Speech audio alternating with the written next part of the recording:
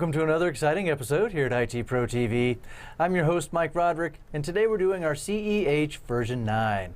And specifically in this episode, we're going to continue on with our information security overview.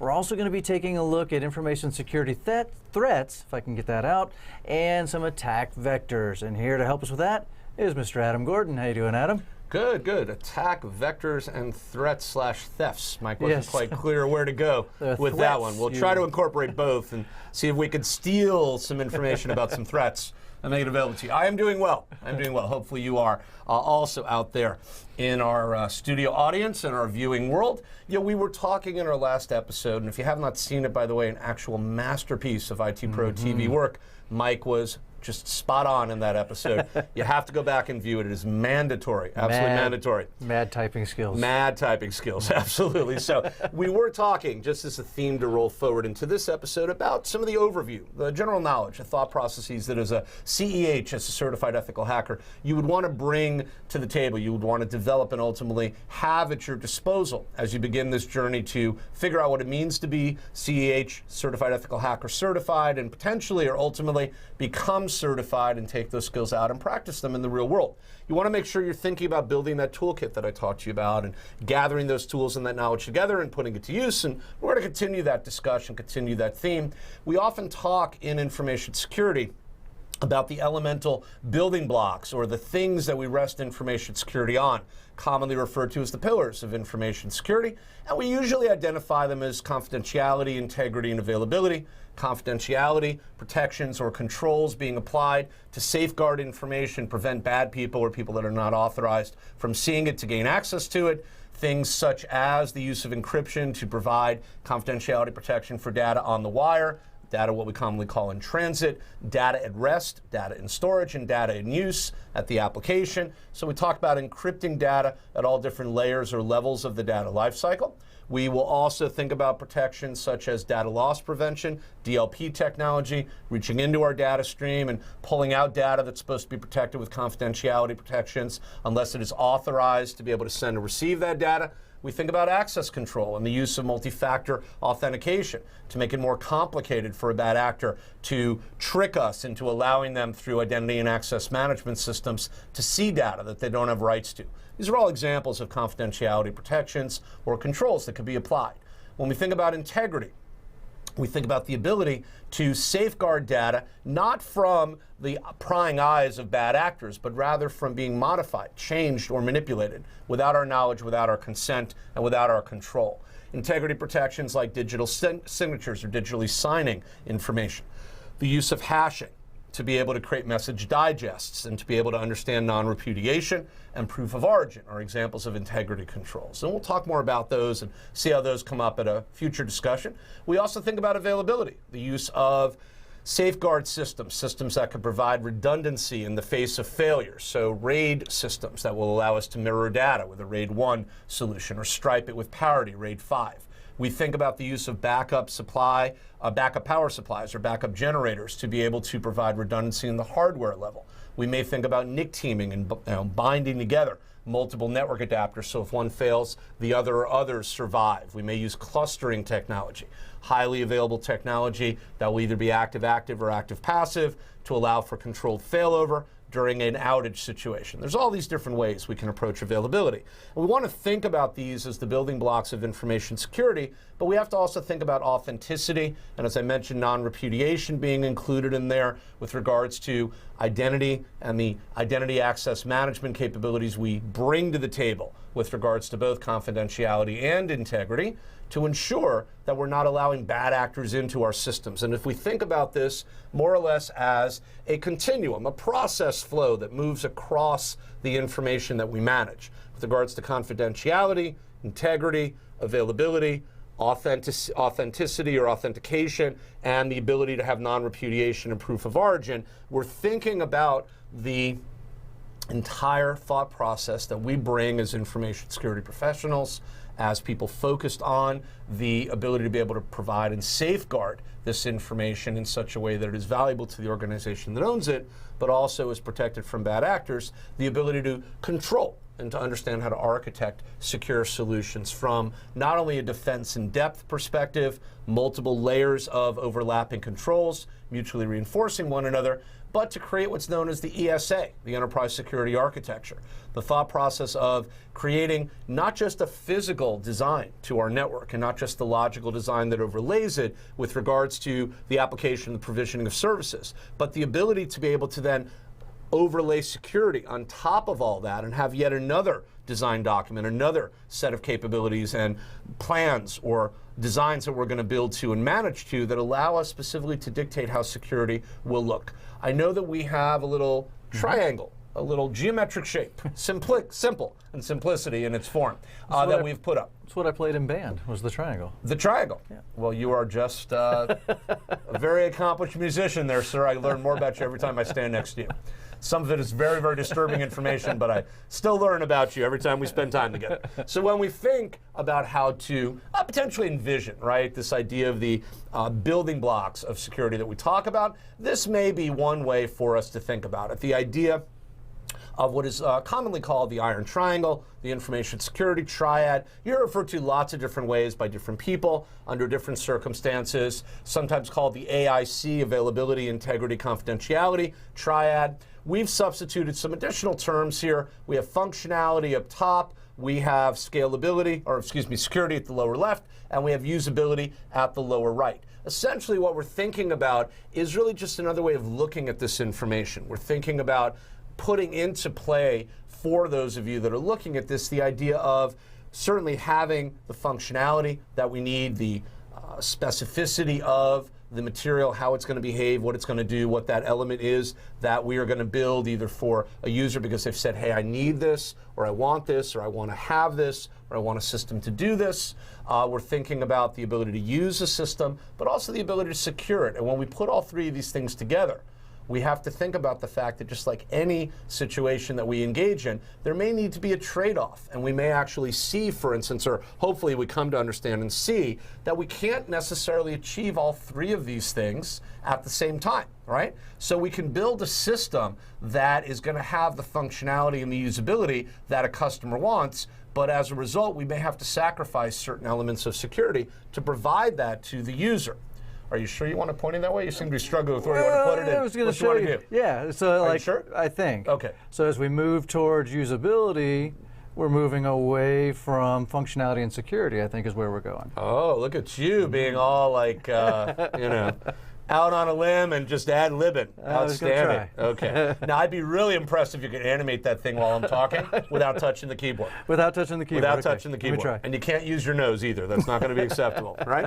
All right, but Mike actually has a real good point with that and showing us that, you know, the idea is that we do want to move towards, right, one or more areas of the triangle away from another one, and the graphic is actually very accurate with that little addition of the arrow because it shows us where the focus is, right? Mm-hmm. And when we think about that, it's important because that what we have to understand is that we may have to apply restrictions. You can think of security as essentially being, you know, restrictions that we want to apply to the system. You can think of functionality as features. You know, what are the things that we would like to have available that we potentially can access, and usability as maybe being the GUI, the graphical user interface, or the way that the customer or the end user interacts. You know, if we focus on functionality, the features, and the usability of them, security may have to suffer, right? Mm-hmm. The restrictions may have to be loosened for those things to be made available. If we focus on security, on the restrictions, we may have to modify or curtail or somehow constrain functionality or some sort of feature and or usability in order to ensure that we are secure.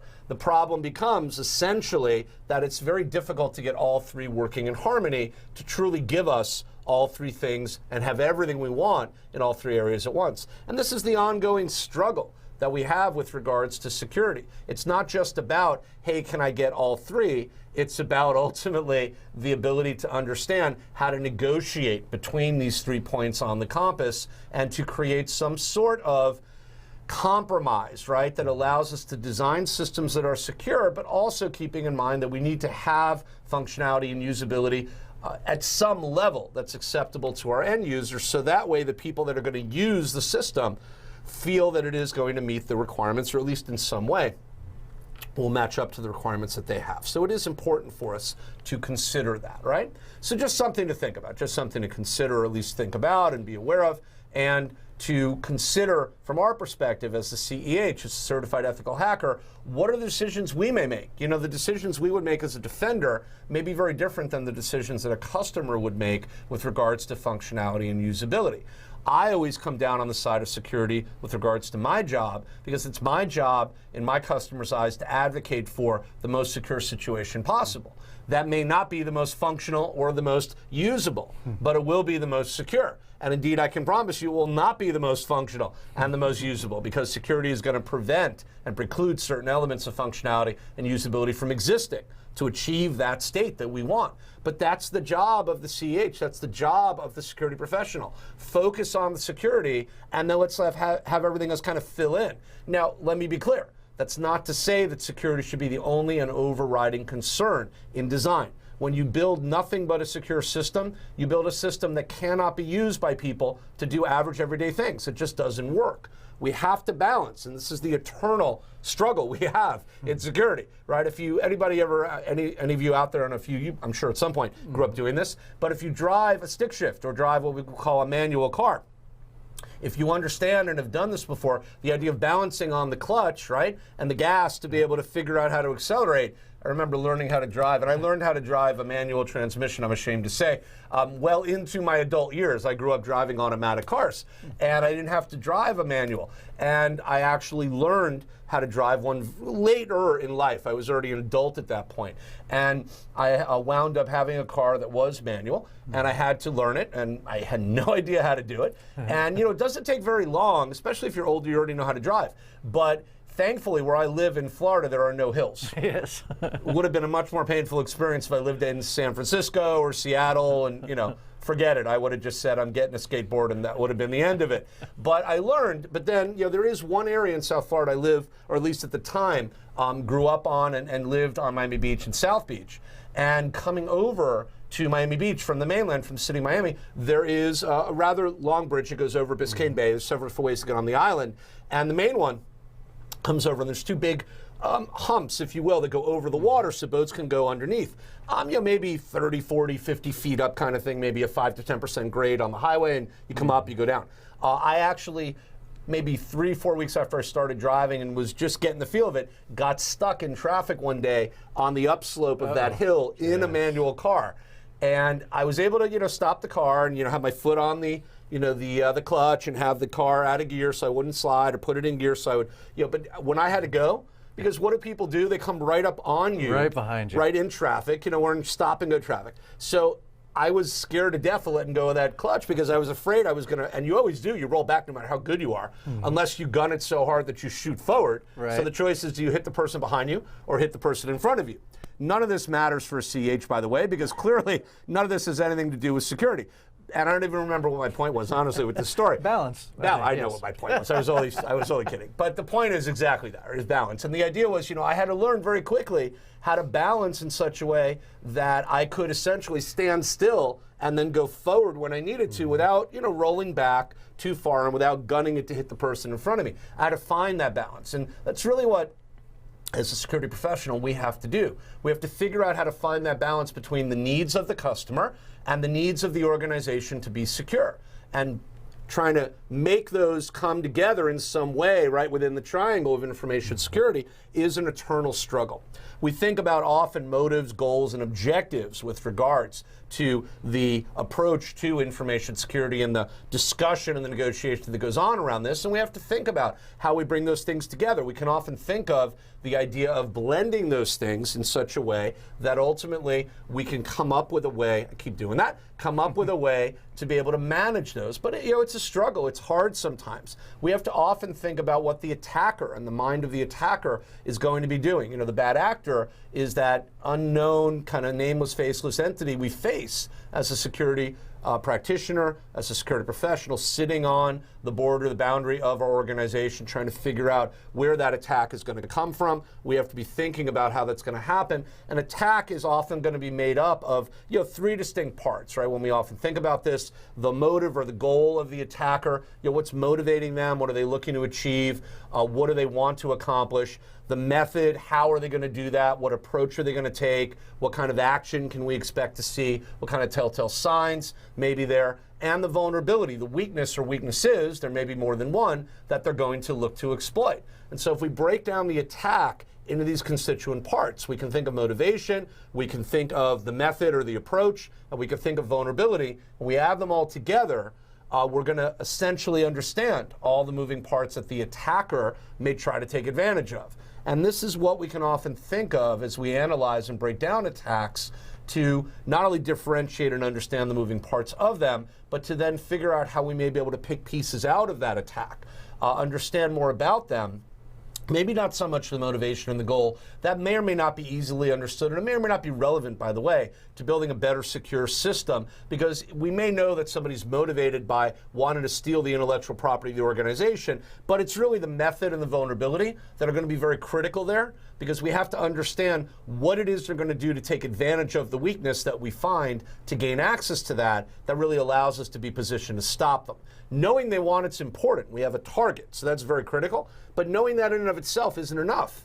I could say, hey, anytime that you see that information, assume somebody's going to want it, but there's a million different ways to get it, and I really would have to know more information about the approach. So we want to break down the attack into those three parts, but really understand that focusing on method and vulnerability is going to tell us, as potentially the defenders of that system, where we have to spend our time, spend our energy, and really understand and focus. So keep that in mind. Think about that. Those are some things we'd want to, at least just be, in our mind, rolling past, thinking through, thinking about, looking at some of the vectors, the attack vectors, common information security areas that we can look to for attacks to occur, most likely places, most likely approaches for entry would also be important. Knowledge of these will be helpful. We talked about some ways to get this information, looking at some of the trending and threat intelligence reports that are out there, as we talked about in one of our prior episodes, would be helpful.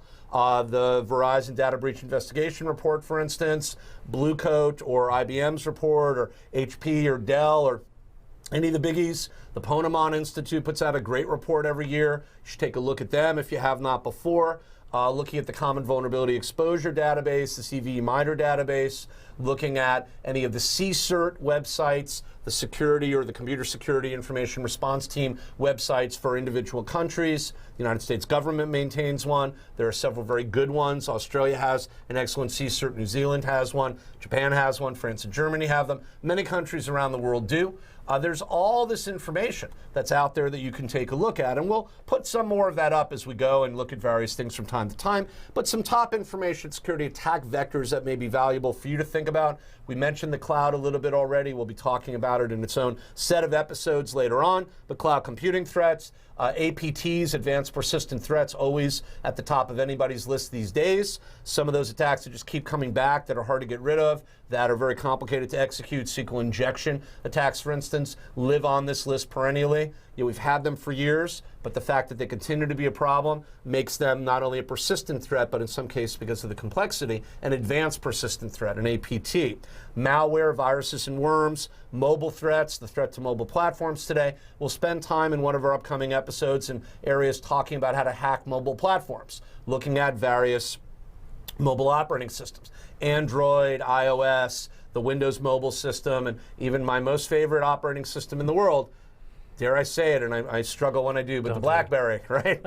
We all have threats, and although I make it very clear in my discussions with people, I use a BlackBerry, and I think I'm the only one in the world willing to admit that, other than John Chen, the actual head of the company these days. But I do, and I have since the beginning of time, since they first came out, and that's the only platform I use as a phone, because I need a device that is secure and is an information security system first and not a consumer device first. But having said that, it still has issues and concerns. It's a mobile device. It has an operating system, and there potentially are vulnerabilities and weaknesses in every operating system. So we have to think about that. We'll talk more about that. Botnets, insider attacks, think Edward Snowden, right? Think those kind of things.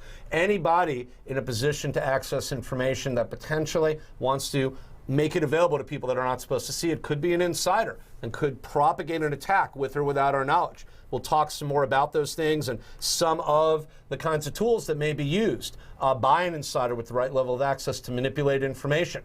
We'll look at Hyena, for instance, which is a tool that will allow us to be able to go in and to be able to create users in an LDAP directory as long as we have basic administrative rights. And I know that is not something that's easily gotten, but if a hacker is able to get that account information, this tool deployed to a system that's already in the domain, meaning in the same subnet, will have the ability to create user accounts right under your nose with or without your knowledge. And you may or may not be auditing for this. And I'm going to do a live demonstration for you in one of our upcoming conversations, show you how that's done, and we'll show you the use of a tool like that. Freely available software, by the way.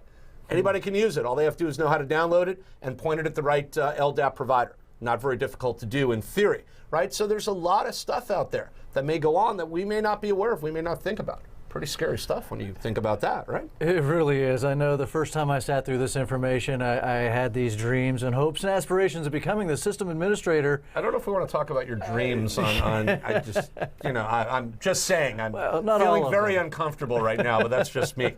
But anyway, you were having dreams and aspirations. You know, being that network administrator and that system admin, and after sitting through this material, you realize it's not going to be as fun and as easy, as exciting as it might be. There's a lot of things we've got to consider. It seems like the admin has the more difficult side of it than, say, the bad guy. You know, it's and Mike brings up an excellent point, as he always does. You know, we kid around a lot and we have this kind of ongoing banter, but in between the silly jokes, there's actually a really valuable point that Mike was making, which is, you know, it's very hard, indeed probably the hardest job that you can have in the network today, to be the IT admin and the security professional that's on point doing this stuff, because we make it sound kind of sexy and cool. Oh, you're going to go out and defend the network, and oh, you'll get all these great tools and you'll be able to hack into stuff, and all that stuff is fun. Don't get me wrong. It's a lot of fun to do what we do, but it is a tremendous amount of work if you're going to do it the right way. And to get it right is not the hard part. It's actually the easy part. To get it right consistently and to be better than your adversary consistently is just brutal, because the hacker has one key advantage over everything and everyone. They have the advantage of time.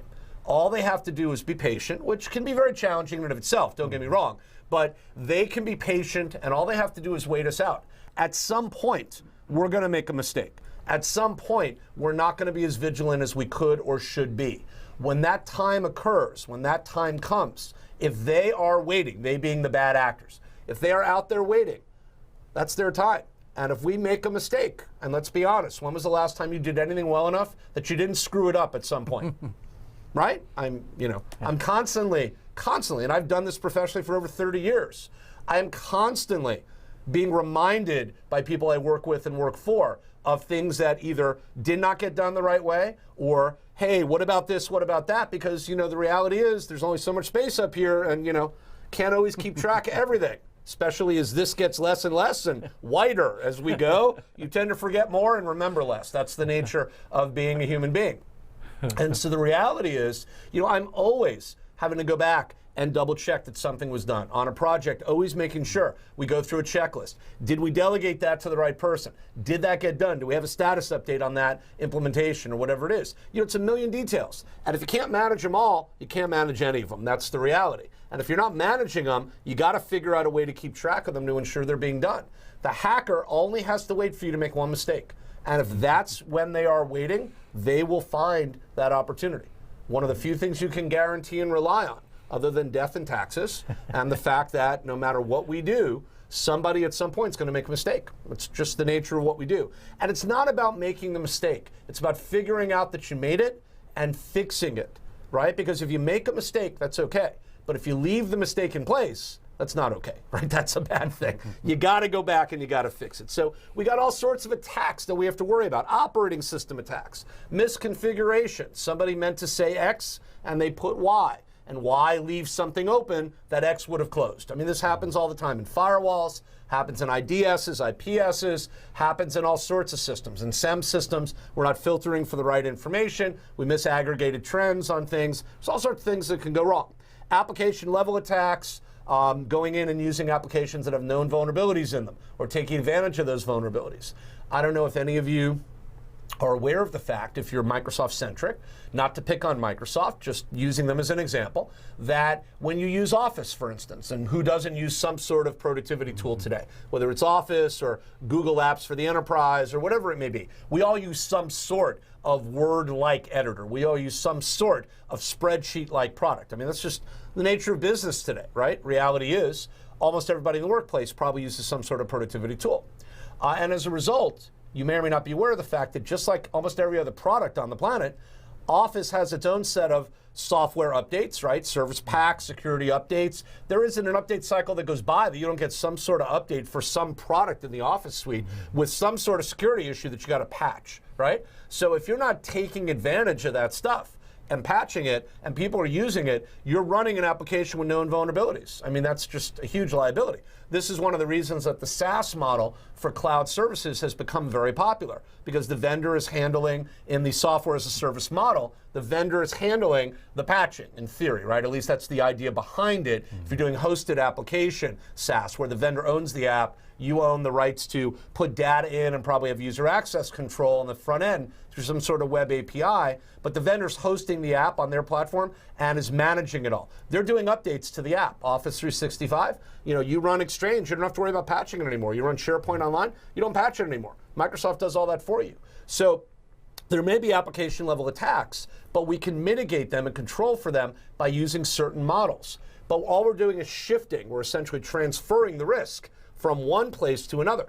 I or Mike no longer have to patch that application, right? We could sit back and do what we do. We could consume and do things we have to do. But somebody somewhere has to still be on guard, right? Somebody somewhere has to patch it. It's not that we get rid of that focus. We simply shift the requirement and the liability for the risk. Now, you could say that's a good thing, shifting it to the vendor. That may not be a bad thing. And indeed, that's one of the key pushing or selling points of the cloud in this particular area, or going with an MSSP, a managed security service provider, essentially a third-party outsourced provider that takes over management of your network on behalf of you as a customer, negotiating with you about what you want done, and again, through the cloud, remotely enabling access to those systems that you want managed. They manage it for you. You get anything today as a service, right? DB as a service, database as a service, DR, data recovery or disaster recovery, BCDR as a service. You can get anything you want as a service today. I'm waiting for virtual espresso as a service, so I don't have to go wait in line anymore when I want to go get coffee at a company that shall remain, at a coffee company that shall remain nameless, right? Coming soon to a corner near you. But the reality is, we can get almost anything today over the cloud. So we can deal with and do a lot of these things, but we have to understand that ultimately there still has to be somebody's hand on the wheel. Regardless of whatever kind of attacks we talk about, somewhere, somehow, some way, somebody's got to be on the defense and somebody's on the offense. The basic rules of the game, in other words, don't change just because we're doing this. We just have to think about the fact that we may not be on the front lines. We may be transferring the risk and the cost to another vendor, asking them to assume it on our behalf. That doesn't mean as a security professional, by the way, we abrogate, we walk away from all our responsibility. If anything, we have a more important responsibility at that point. We now have governance and compliance and risk management, GRC concerns, that we have to engage in to monitor the fact that that vendor is doing their job, to ensure that the patches are applied correctly to the best of our ability to have visibility into that system, to validate that the things that have to happen are happening. Indeed, if they are, great. And if not, let's get on the phone and talk to that vendor and find out why not. Very, very important also. We have to also think about information warfare, right? Think about the defense-offense concept that I'm kind of describing here. We may bring in some heavy hitters like the Microsofts and the Googles and the Amazons and the VMwares of the world to contract out to them our infrastructure management. And they've got resources that, in many cases, far exceed our ability, right, to be able to do these things. But the reality is somebody still has to be keeping in touch with, on top of, and track those concerns. Becomes very important as well, right? Just some things to consider, I guess you would think of in that respect, right? When we're thinking about information security, I keep knocking the mouse off the lab machine here. When we're thinking about information security threats and attack vectors and where they come from, I read a very interesting article that was talking about Cyber Command, the U.S. Cyber Command here in the United States. We've built over the last 10 to 15 years, as many countries in the world have, a very advanced information warfare, digital information warfare capability run by the military in this country. That's no secret and no surprise to anybody who's in this industry who does this kind of work. But interesting thing, we've got brain drain going on in that sector, just like everywhere else. Cyber Command is struggling to keep their top talent employed. because they learn these skills. These people go in, you're a member of the armed services, you get recruited and get routed to one of these either agencies and or commands that specializes by branch in these areas, if you have these kind of skills. Or you could train to go into this and be trained, when you enter the armed forces, get this kind of training, and you could select to go into these commands. And they train these people, very talented, very dedicated people, 4, 6, 8, 10 years, depending on what they do, how long they're in for. They come out and they've got mad hacking skills and just ridiculous amounts of knowledge. And they're having trouble getting them to re-up because they just can't pay them enough. They can go out in the private sector and earn 5, 6, 7 times what they're earning doing this incredibly important work, defending our country and other countries around the world. But it's just very tough to keep them because of the kind of skills they're learning, right? I mean, talk about being a certified ethical hacker. Yes. You want to learn how to really hack, right? That's the kind of thing that really teaches you what's going on, because we're going to teach you a lot about the things you can do, but these people learn about all the things that go on behind the scenes, and think about the kind of tools that they get access to. You think some of the stuff I'm going to show you is cool. Let's talk about the stuff that somebody builds with no budget, right? There's no restriction, and there's no rules on the engagement model for that we are bound by in the private sector. They just say, we have a mission. We need to figure out how to get into this country's digital information network and find their nuclear capability and dismantle it. So here's malware that does that. We're going to teach you how to deploy it. You get to play with that kind of stuff. Wow, right? That's what I want to do when I grow up, right? Absolutely. It's pretty cool stuff. All right, Adam, and again, a great look at still laying some of that foundational knowledge and kind of working our way into starting to realize what it means to be CEH and understanding that we have to stay on top of things. It's a constant learning process, learning about the different attack vectors that we're going to have to face out there in the real world. So we thank you for that, Adam. Hope everybody out there enjoyed watching this one. Signing off for IT Pro TV, I'm Mike Roderick. I'm Adam Gordon. And we'll see you next time.